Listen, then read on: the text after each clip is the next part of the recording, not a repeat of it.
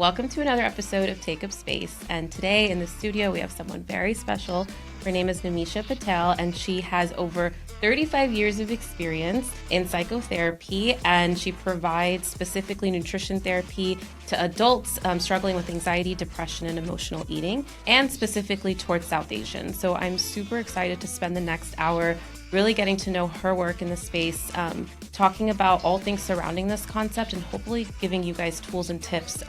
So if you know somebody who experiences issues or struggles with emotional eating, someone in your family, a loved one, or you just want to learn more about it, hopefully this episode gives you more you can take and what you can do. So with that, welcome. Thank you. Thank you so much for inviting me. And I think, speaking to your point, we do need to educate our South Asian community about eating disorders. And so I appreciate you doing this to really kind of get that information out there. Yeah, and I appreciate you being here and willing to have this hour with me with all of your knowledge and wisdom. Like I was saying, you're the most experienced person on the podcast so far, so I'm so excited to hear all the things. And I will do my best. But, you know, we're always learning, right? Always learning. I'll be honest with you, I'm always learning too. There's always things that are new.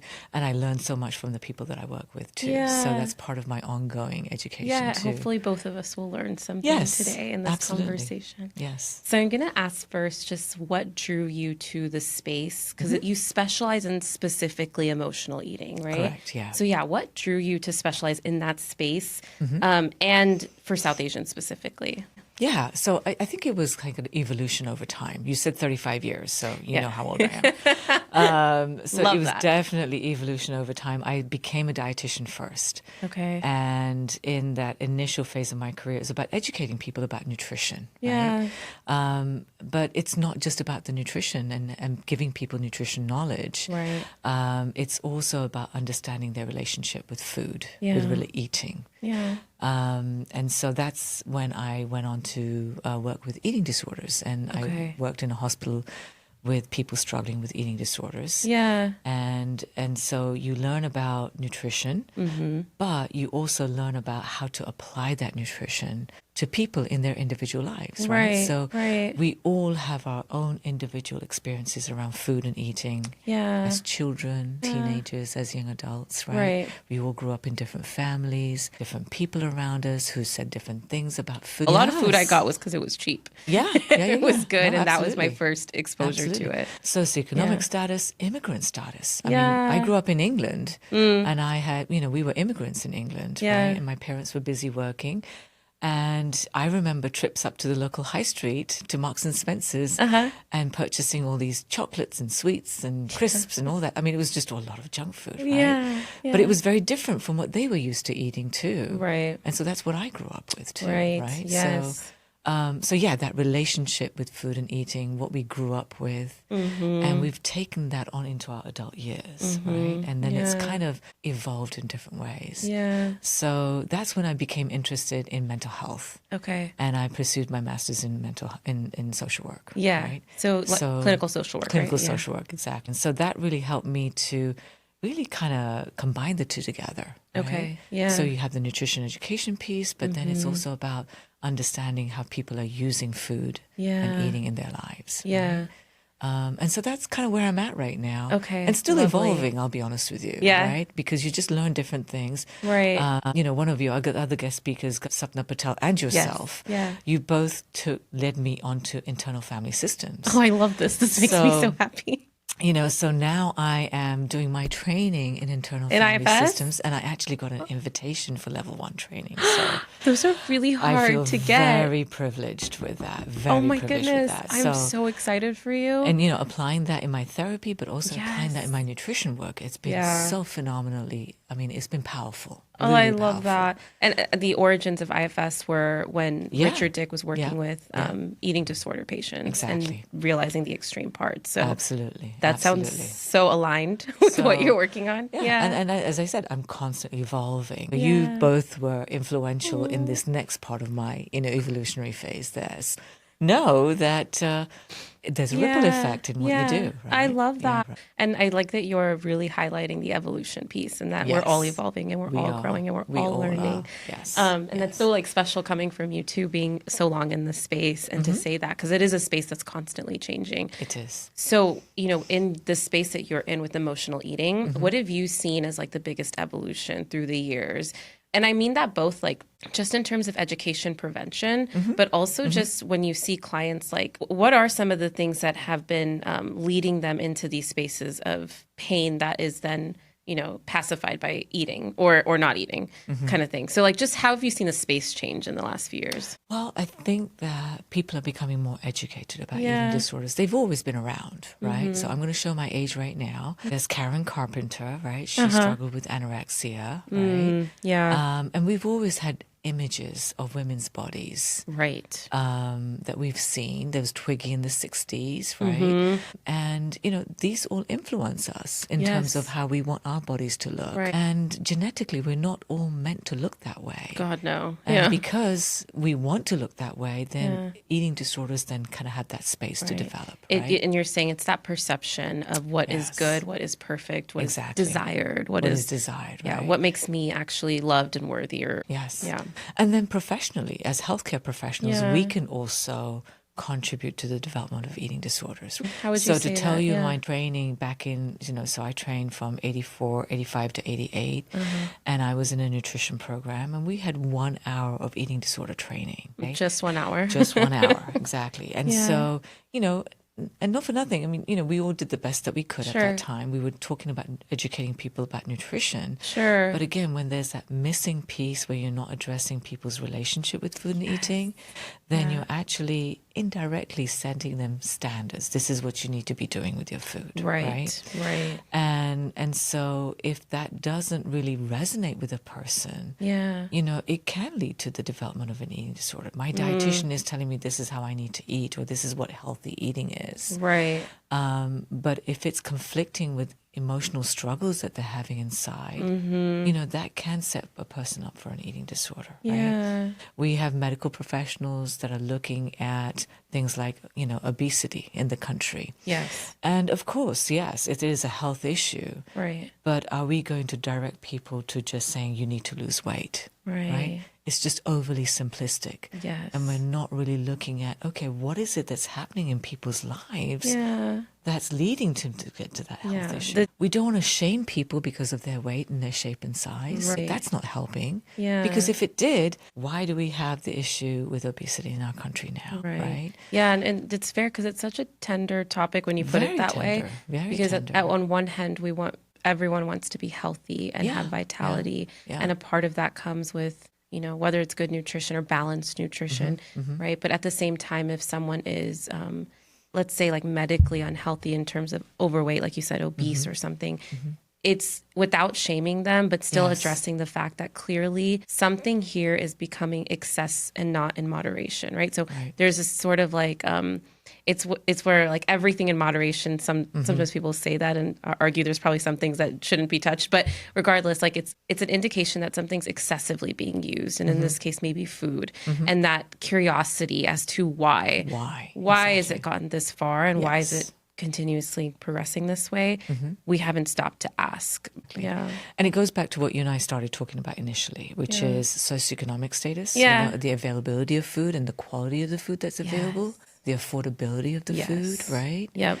And then there's this whole other emotional behavioral piece that gets left out. And then it ends up just shaming people because it's like, well, you should be doing something about your weight. Right. You wouldn't have this medical issue, right? Right. Well, it's much broader than that. Yeah. Much, much broader. And shaming anyone for anything has never resulted in anything really productive. Never worked. It's never worked. You and I know that as mental health professionals, right? Yeah, exactly. And unfortunately, a lot of the messaging, the PSAs, really don't cover that piece. They really do. And shaming children as well. Oh my goodness, yeah. Growing up, like I was body shamed all the time. Yeah. And I'll tell you, it wasn't even my peers, like other kids. Sometimes it was, but for the most part, it was like South Asian adults and parents that were shaming how I looked and what I should look like and comparing it to other people who look different. And that, plays a huge factor in my relationship with my body. And eventually one of the coping mechanisms is like my relationship with food. Like, what am I going to do to not feel that discomfort and that pain is either eat or not eat or something around those lines. Never developed like a full-blown eating disorder. But to your point, early on, my family couldn't afford good food, but I also am good as a nutritionist food, but also didn't have the education around what is healthy, what isn't healthy. Absolutely. So we, donuts and pizzas and anything you could find.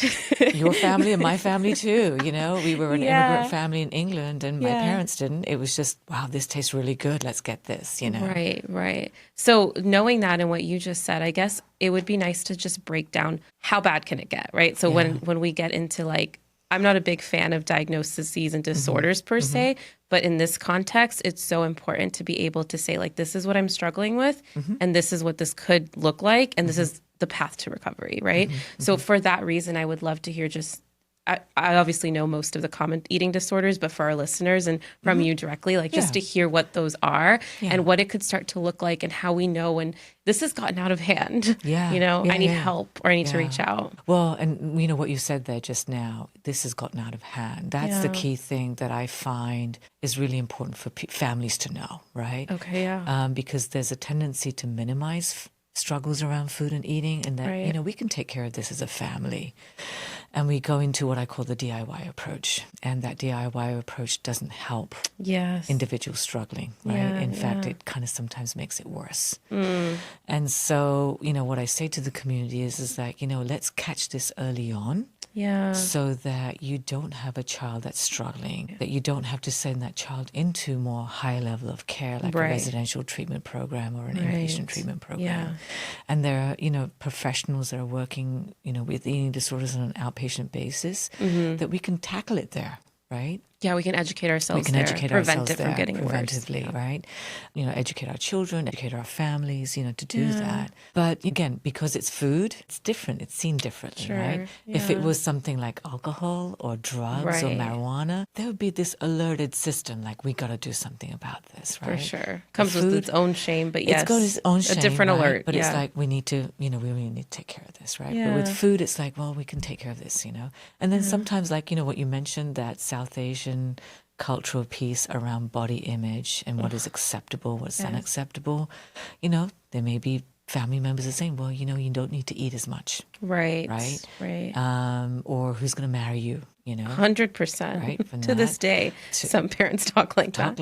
Right? Yeah. And then the other piece is that if the child is not eating enough, you're going to have your Indian grandmother, your South Asian grandmother say, well, you need to eat more. Yeah. And there becomes such confusing messages, right? 100%. As to you need to eat more.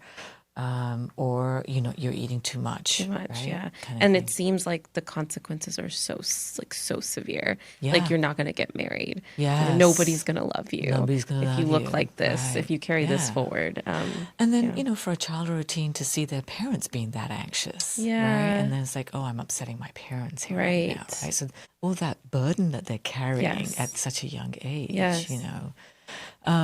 So. Yes, to be able to get into treatment really as soon as possible, but then to be able to say, well, how do we recognize that? Right. Yeah. What are those categories what are those signs? Right? So, we have anorexia. Right. Anorexia is when the individual is really restricting their food intake. Gotcha. And how restrictive is it? Like counting and their?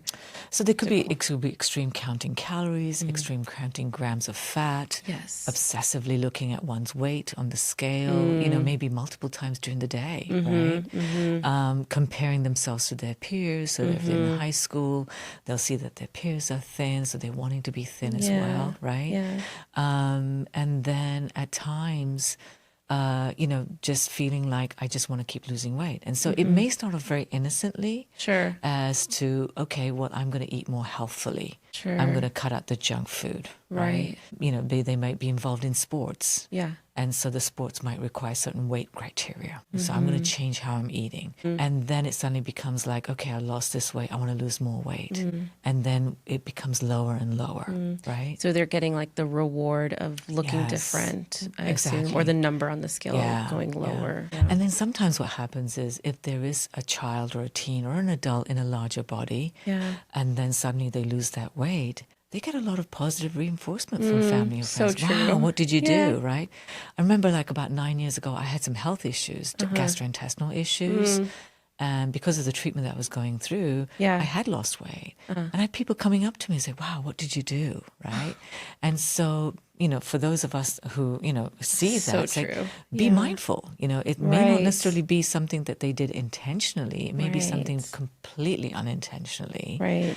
And so there's that positive reinforcement that people get, right? Yeah. And so it's like, well, now if I regain that weight, what are they going to think now that I failed at that? Right, because nobody says anything when the opposite happens. Right, so you assume it's the opposite emotion they must have towards me. So it kind of progresses lower and lower. Sure. And then as it progresses, there's a tendency to then be afraid of food. What can I eat? What can I not eat? Because I don't want to regain the weight, right? And then, you know, the ones that have really lost a lot of weight, you'll see like a very fine hair around their cheeks. Okay. There's a tendency not to be able to focus. Okay. They'll feel very cold at times because they've lost a lot of that underlying fat underneath the skin. To protect them, skin. Right? So they'll feel very closed. You'll see them wearing baggy clothing because they don't want to show everybody that they've really lost a lot of weight. And then also because they're cold as well, right? Yeah. You'll find that they're very irritable around food and family members. And this is all under the bucket of anorexia that you're describing. Yeah. Sometimes because they're so malnourished, they can't focus on their academics. So there's this part of them that's trying to be really perfect. Sure. And, you know, within our culture, there's that, you know, wanting to excel and be academically really strong. Yeah. But now they're finding that they're having to put more and more time and energy into that because their brains are just not working, right? Remember, your brain is made of fat and cholesterol. Yeah. And if it's not getting support... If we're not giving it that, then it's not going to work. Right? Or it's going to be harder, right? So, you know, I often, when I was working with teens, I would see them struggling academically. I would see them struggling in their sports because they just didn't have the energy. Right. And so, you know, if the parents are concerned... take the children in for a physical and talk to the pediatrician and say, you know, I'm just kind of concerned about this. You know, maybe can we do some blood work? Can we do an EKG? Can we do an echogram? This shows how the heart is working. Right? Yeah. And I love that you're giving these signs because it gives parents something to go off of. Absolutely. Yeah. Or loved ones or friends. I guess, you know, to that point, like if you are a child and or not, anybody who's struggling with perhaps anorexia symptoms or leading that way, what if they are so adamant that like this is what they want for themselves because they want to look this way, you know, like we were just talking about? What if that message in them is such a strong driver that you can't really, you know, shake them out of it? So what would you recommend? Like how would you handle that situation where you see someone harming themselves essentially and they don't want change, but you as a supporter, friend, parent know that it needs to change, right? No, really good point, because a lot of the times, you have you'll have family members or you have friends who are really concerned. They can see the change in mood because people become depressed and irritable. And the one thing I tell people not to do is to say, you need to eat more, right? Or you need to eat less, you know, whatever the case may be. Directives on what you need to do. No directives. Don't tell them what to do, but express your concerns. I'm really concerned. You know, I'm just noticing these changes. Miss you. You know, when we're going out with friends and we're going out to dinner, I miss you. I miss having your companionship there. How can I help you with this? Can I help you find somebody that can, you know, help you understand this a little bit more? That, you know, I understand that this is not just about food, but that somewhere deep down inside there's an emotional struggle going on too. And how can I support you with this? Right? So you're not telling them what to do. Or forcing them. Or forcing them. You're just letting them know, I'm noticing changes right now. And I'm here. And I'm here for you. I'm here to listen to you. If you need for me to just listen, I'm here to listen to you. but I miss not having you in my life right now. I'm noticing some changes there, right? Yeah. And in your experience, that kind of holding space and that kind of just like unconditional like love, has it eventually led to someone finding out for themselves that they want to seek out help? At least opens up the conversation. Okay. Right? Yeah. In that somebody loves me enough, cares enough about me that they're noticing something. Sure. And they're wanting to create this space for me to talk about something. So they may not necessarily jump at it and say, yes, well, I need to tell you this right now. But having that conversation enough times, that person feels like, okay, this is a person that's not going to tell me what to do, but maybe I can trust them they're enough safe to say, with this. Yes, they're safe with this. Exactly. Gotcha. Exactly. I love that. So it may not happen instantly. Sure. But it's one way of going about it versus, a lot of people just completely disconnect from the issue as if it's it's not their issue. And kind of like just put a blind eye to it because it's so painful, can't do anything about it. Might as well just disconnect. Right. Or some people go the more directive approach. So I think this is really helpful to hear that middle ground of how you can hold space without completely going on those extremes. Absolutely. And for those those loved ones, whether they be friends or family members, there are resources too. Yeah. So there is the National Eating Disorder Association. Okay. And when you go to that website, they provide resources not just for people who are struggling, but also family members too. Love that. Right? Yeah. And so it speaks to this point, like how do you communicate with somebody that you're concerned has an eating disorder or is developing an eating disorder, right? Because they need to be supported too, right? And I find sometimes with South Asian families, it's not that they're doing it intentionally. It's just that they don't know. They don't know how to do it, right? I'd be surprised to know how many, when South Asian parents and families do know, how many of them really change and evolve with that information. And I'm encouraged. Yeah. I'm really encouraged for her because I do see people going into treatment. Yeah. And unfortunately, it is into higher levels of care. And that's why I say that, if we can catch this earlier on at a lower level of care, like outpatient, then we don't need to necessarily go to that, right? Yeah. But it is encouraging that parents are seeking treatment for their children and teens. Okay. You've seen that more and more. I'm seeing that more and more. And in fact, I have the physicians at Children's Medical Center here in Plano. There's an eating disorder program there. And they're wanting to reach out to our clinician community to get resources, to know who they can refer to. Yeah. So that as the children and teens are leaving treatment, they have steady help. Yeah, exactly. I love that. So really looking at connecting some of these organizations with our clinician community that we've started to develop. I love that. So we talked about anorexia, and I know there are some others, right? Yes. So then the other one was bulimia. Okay. And now there's no clear definitive boundaries before this is where anorexia ends and this is where bulimia starts. Okay. You can have people moving back and forth, right?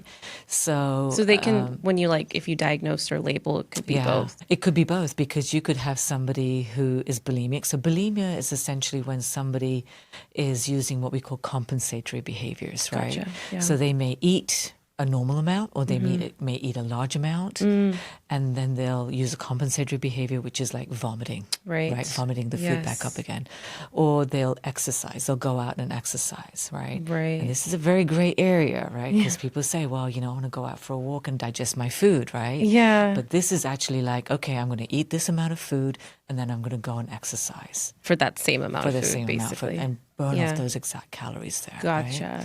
Right? You can have some people who are using laxatives so that they're having diarrhea and they're just passing that through their bodies. You can have people who are using things like ipecac, which is a solution that helps to kind of vomit. So the compensatory behaviors is what separates anorexia from bulimia? Yeah, exactly.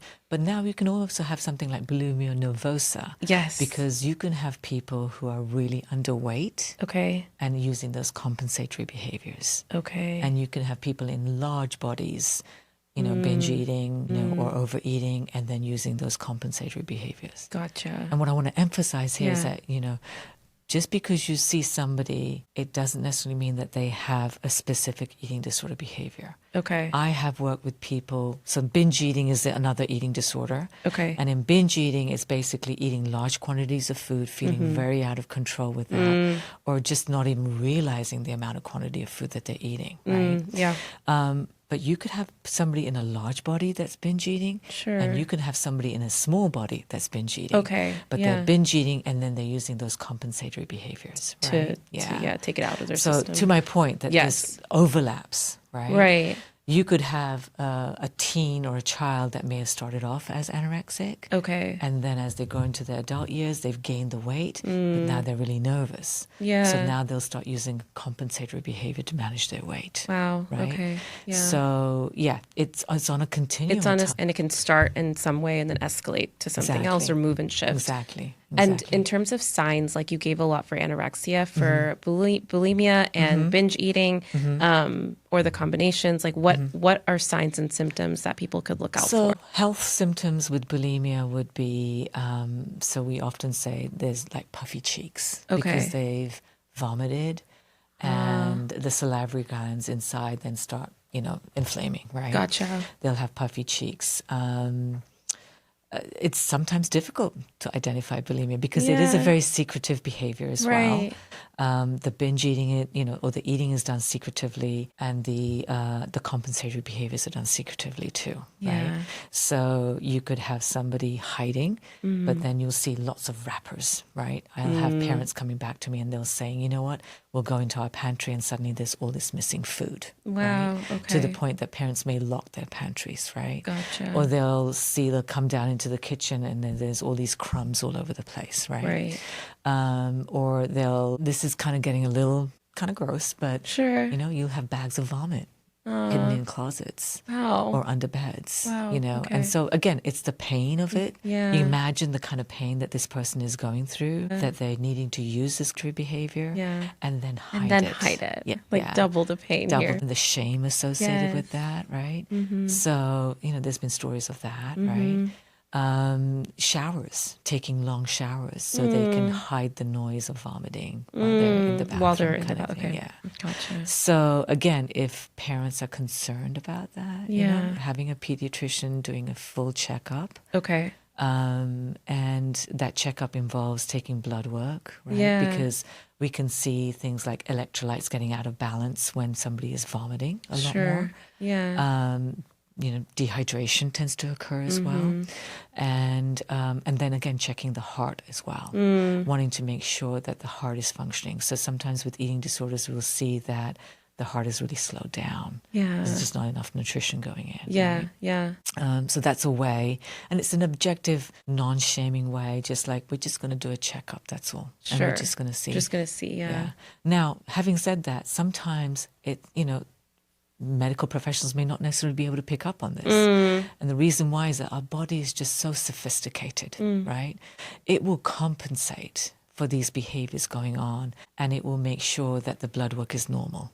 Right? So, there's this term called homeostasis. How does that happen? Yeah. It's just, our bodies are just, again, very sophisticated. So if there's a disruption somewhere in the systems, there's going to be something else going to come in and it's going to compensate to make sure that everything's okay. Wow. Right? That's some crazy smart system. Right? I mean, very, very smart systems, right? So early on, we may not be able to detect those eating disorders by the blood work, things like that.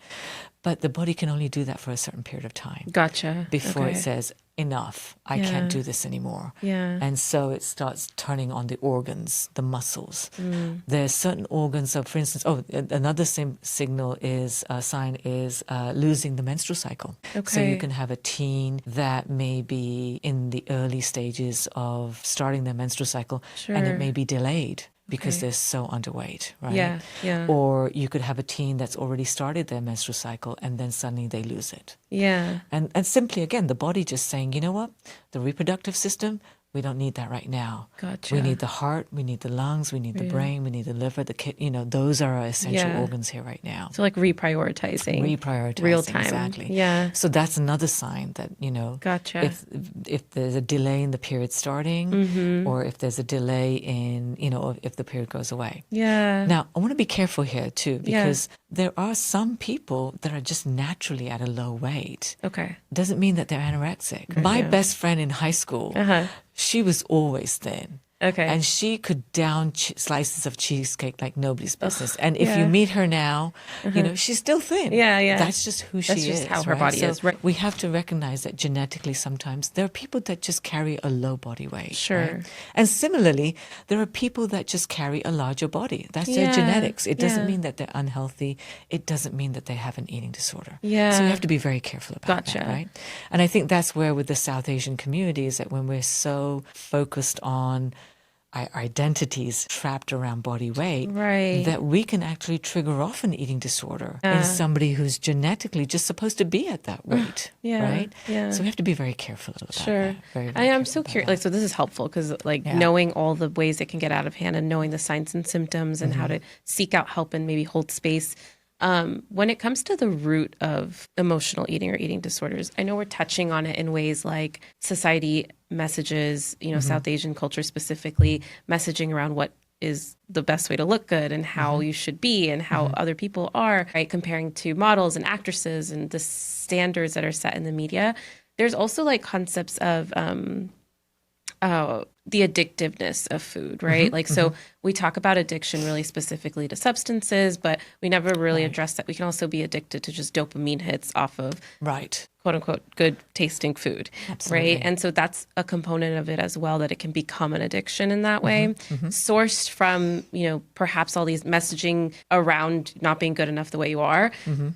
I wonder from you, just in the space for so long, what do you see as the most common like root of that emotional pain that they're trying to subside? I think it's a combination of everything, right? Okay. So there is a genetic piece to eating disorders, right? We can find that there are mothers, aunts, other parents, you know, other family members who have struggled with eating disorders, but because it was a way back, it wasn't really recognized as an eating disorder, right? And remember that, you know, eating disorders are not clearly defined. There are people that don't necessarily meet those criteria. And so we'll say, you know, other specified eating disorders, right? So there's different categories, right? We fall on different criteria. But to your point about the addictive behavior, that's a big controversial topic within the eating disorder field. Is it really an addiction or is it just one's relationship with food, right? Could it be both? And it could be both. So in my evolutionary process, I've come to that point of like, you know, I'm going to sit with the patient and I'm going to listen to what they're saying to me and really understand, okay, what are the emotional root causes here? So if there is depression, if there is anxiety, if there is this part of them that needs to comfort themselves, right? I know that they are using food to manage their neurotransmitter levels, right? We know that the combination of starch and fat can bring up those endorphins, right? We will do that, right? And then we also know, you know, recently what I learned, because I integrate functional nutrition, and what I learned was that, you know, there are people that crave dairy foods and wheat foods. And what's happening is that when those foods are digested, they are only halfway digested to those intermediary products. They don't get fully digested. And it's those intermediary products that then set off that craving for more wheat-based foods and dairy foods. So there is that biochemical piece that's going on in the brain. And I'm not going to discount that. But I do need to listen to the patient because you know, sometimes people say, well, I think I have an addictive behavior. But then I'll find out that, you know, maybe there was a lot of trauma in their childhood. Right. I mean, in that sense, like addictive behavior in and of itself is signaling that there is some sort of pain underneath that to cause one to go continuously seek out reward. Right? Absolutely. And that we do have a food industry right now. We have food chemists that are creating what we call that bliss point in foods. So that when we reach that bliss point, we crave that food even more and more. Interesting. If you go to the grocery stores and you go to those middle aisles, those are the foods that are at your eye level there, right? So smart. Yes. Well, I think so shrewd. Shrewd is the right word. Yes. And so, you know, when you have somebody who's struggling with an eating disorder, and I often do experiential exercises with people in grocery stores, right? Oh, wow. And so, you know, everybody knows we go around the the perimeter of the grocery store. That's where the fruits and vegetables and the real non-processed foods are.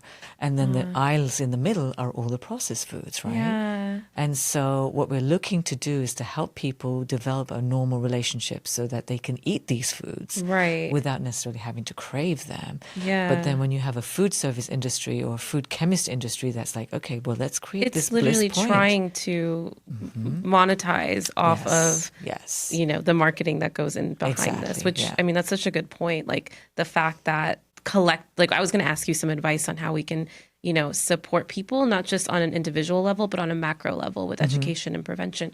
But I think it's such a good point to realize that in some ways our systems and our society is working against us. It is. To be able to be healthy. Absolutely. With the messaging. Absolutely. Coming back to, again, socioeconomic status, immigrant status, availability, affordability of food. Yeah. And then you put this quality of food in the grocery stores, right? Yeah. I mean, talk about stacking it up against people in terms of their health, right? Yeah, and let alone like what media portrays in terms of body. Yeah. And, I've heard of like body dysmorphia, which I wonder, is that in the range of eating disorders? Is that separate from? It can be. Okay. No, it can be, because the body dysmorphia, focusing on certain parts of our bodies and not being happy with them and wanting to change them can translate into, or it can bring in the development of an eating disorder as well. Wow. For sure. Okay. For sure. And for men and for women. I mean, when men have just as much pressure on them to look a certain way, right, as women do. And so, again, we want to kind of open it up and make sure that everybody is understanding that just because it's a guy doesn't mean that he's not having struggles with his food and eating and his body image, right? Same, like he has the same messaging, exposed to certain ideals of what he should look like. Yeah. Or they... the other thing I was going to ask you was, like, in terms of treatment. So when you've been doing this for so long, what is that journey like? At a high level, of course. How do you get someone from that place with these, and I use EMDR, IFS, and things like that around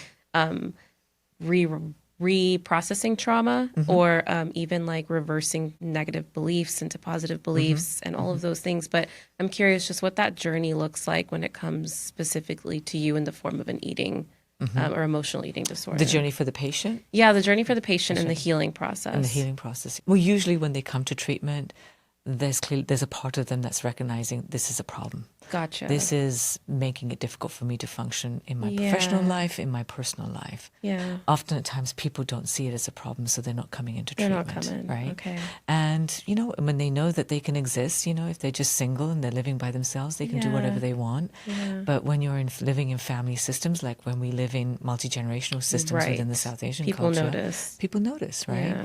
And so they come into treatment. And so at that particular point, there is ambivalence, because how do you let go of this behavior?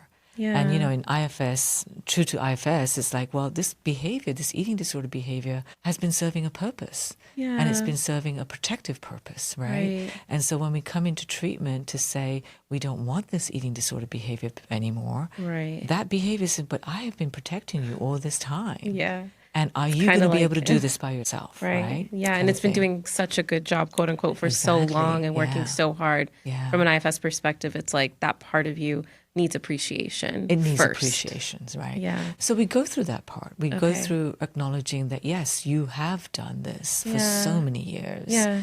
And when did this start? How did this start? How did it serve you? Yeah. How did it serve you? How old do you think this patient is, right? Yeah. And a lot of times the eating disorder behavior is thinking like, you know what? Yeah, she's still 9 years old, or she's still 15 years old. Yeah. I need to protect her, right? Yeah. And so these are some of the conversations that we have in therapy when I'm doing therapy. If I'm doing nutrition therapy, then it's also asking about, the eating disorder's thoughts and feelings about food and eating, right? So we may have a part that's really supporting the restrictive eating behavior because she feels that it's protecting the person. Yeah. And then you may have another part, a polarized part, that is binge eating. And that's your firefighter protector, right? Coming in. And so it's about how do we have an ongoing conversation between these different parts. Yeah.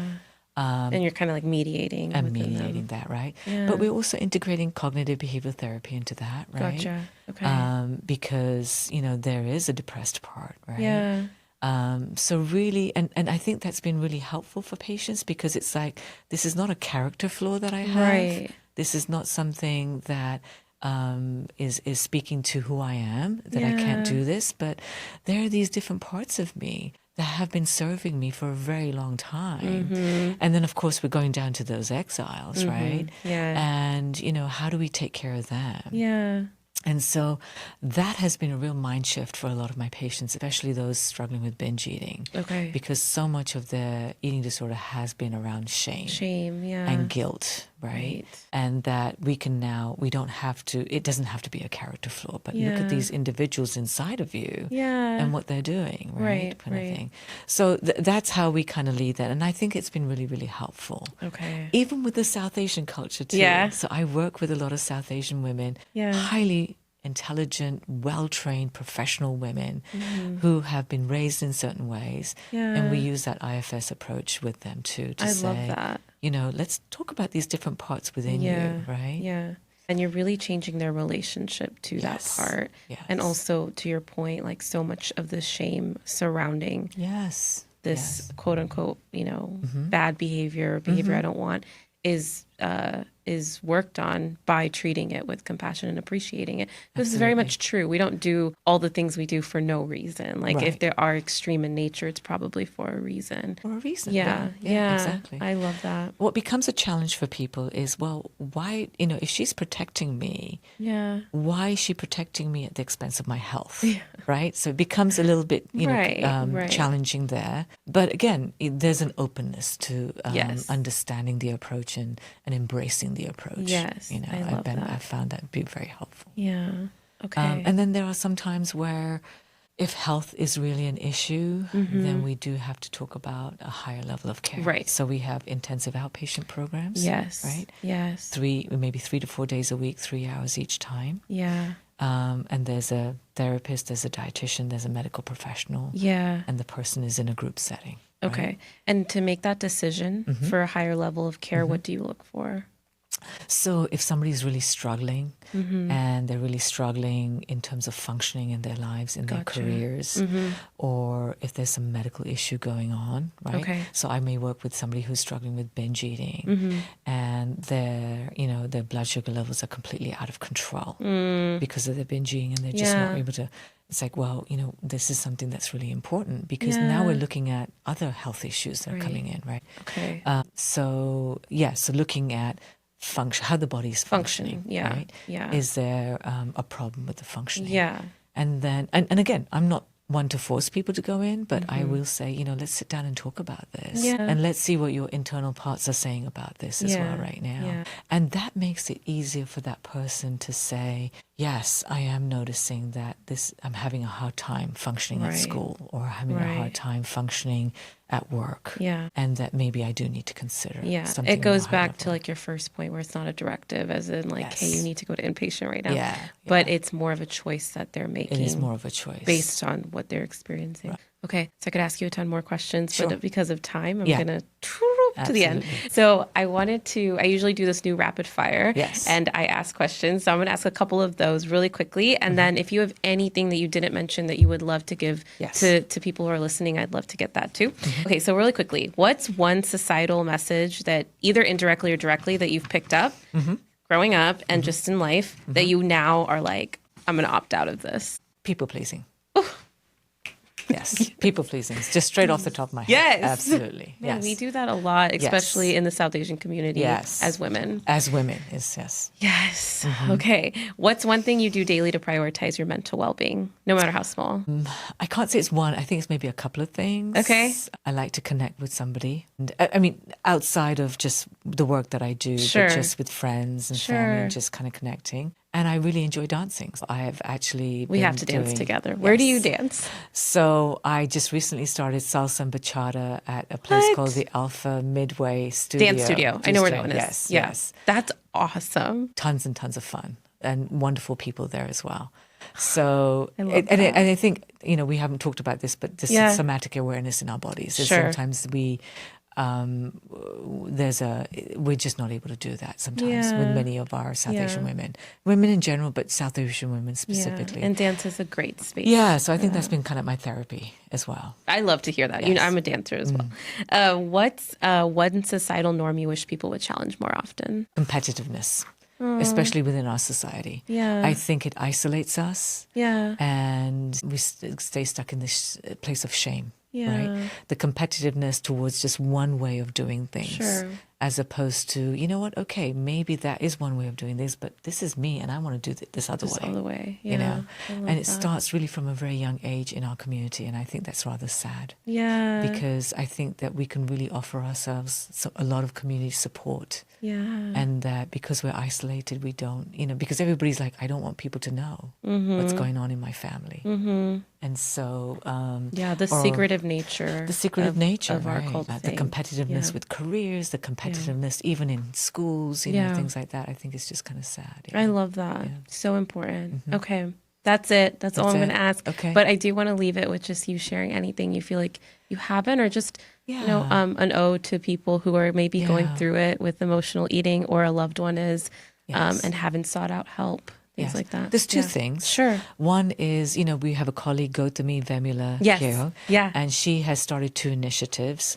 One is called Hey, Ask Auntie, which is for children and teens. I'll put it at the bottom of this, And the other one is Hey Sati. And this is for our South Asian families, for parents to come and talk about the challenges that they're facing parenting. Okay. And Ask Auntie is for teens. So creating that space so that there's a conversation that's occurring. And for people to know that they're not alone. Okay. They are not alone. They are not alone. You are not alone. You are not alone. Yeah. So really a shout out to her and what she's doing. And she's really trying to create these groups throughout the DFW community. And I think that's really needed.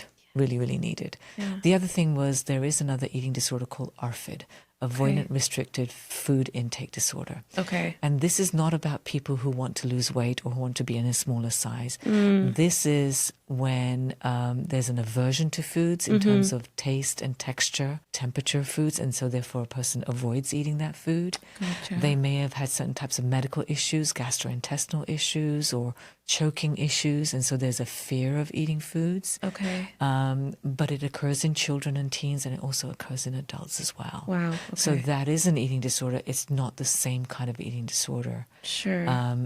But it often coexists with things like obsessive compulsive disorder, anxiety, things like that. Okay. But equally needs treatment. Equally needs treatment. It's something that's just been more surfacing in the past, I would say 10 years or so. Okay. So the community is still trying to educate itself about this. Gotcha. So helpful. It's not, And there are facilities that have specifically ARFID tracks in their recovery programs too. So not the anorexia, bulimia that I was talking about before, but a separate ARFID track. Specific track. Okay. Yeah. So those are two other things. Yeah. So helpful. Good. So informative. Good. I think it's the first time I got lost in conversation because I was genuinely just like, so mind blown. So I appreciate you so much. Thank you. Welcome. I appreciate you doing this and just kind of getting that message out to the community. Yes, that's the hope. Awesome. Lovely.